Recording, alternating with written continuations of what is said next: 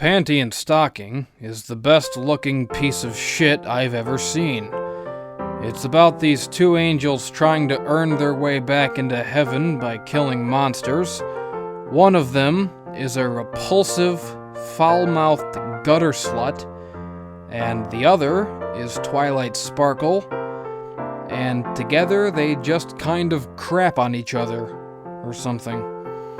Now, one thing that no one has ever accused me of being is a prude. I love violence, I love sex, and I love swearing, but this show comes off like something written by a lunch table full of middle schoolers. There's no tact to the show's vulgarity. It just seems to think that vulgarity in and of itself is entertaining. There doesn't seem to be any kind of depth or cleverness to the writing. The attempts at blue humor are so amateur and unfunny that I almost thought I had stumbled on an abridged series of the show by mistake. But nope, it's the real thing. An actual studio made this. Gynax, as a matter of fact, who, in addition to Panty and Stocking, is also known to make good shows. I guess that's what art is all about. Sometimes you make the best thing ever. Sometimes you make Panty and Stocking with garter belt. I remember when I made the best thing ever, and then I made other things. The main characters, Panty and Stocking, respectively, reach almost elfin lead levels of unlikable. I don't see how anyone could root for these two brutal, bottom-feeding trash bag hoes.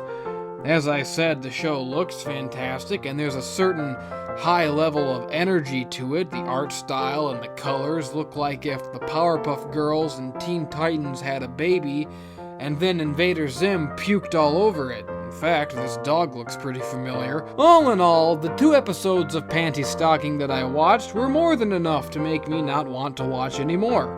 The elfin lead comparison that I made earlier is relevant in more ways than one, because in my opinion, Panty Stocking does for swearing and sex what elfin lead did for violence, which is to somehow manage to make it completely uncool. And that is quite a feat. If nothing else, it deserves credit for being impressively horrible. What a piece of shit.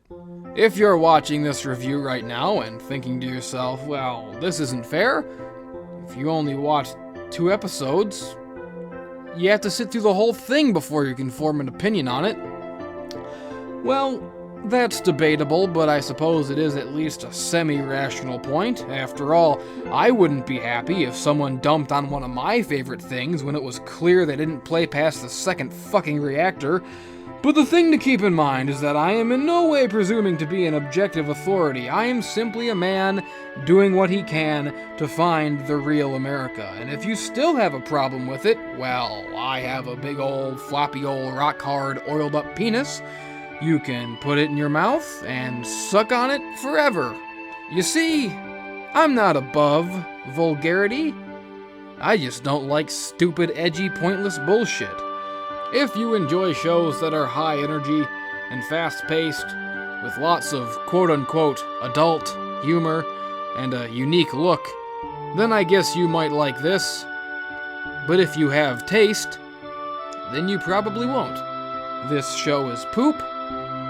This show is poop.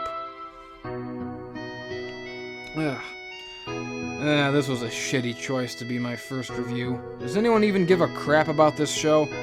Tell me in the comments if you give a crap about this show.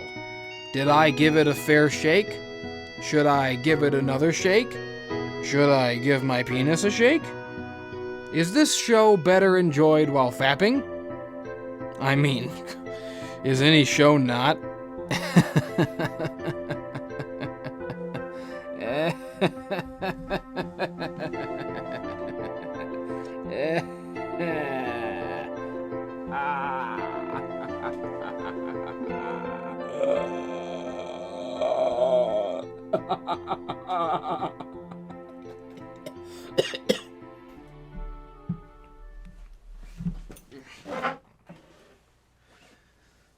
Suck my wiener, suck on my big long spicy dong. Sling my Dingling, there's icing on my Long John. The walls have ears. I can't feel safe. It's like one of my Japanese animes.